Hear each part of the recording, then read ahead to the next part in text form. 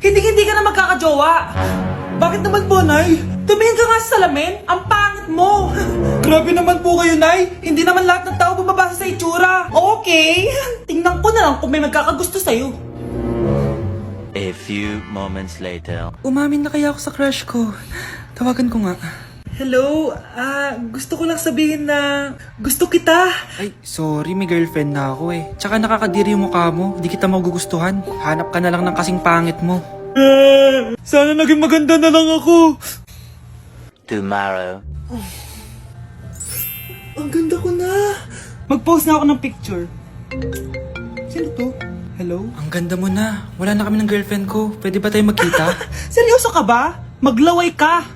Hi, Nay! Di ba sabi niyo di po ako magkakajowa? May jowa na ako ngayon. Mayaman at pogi.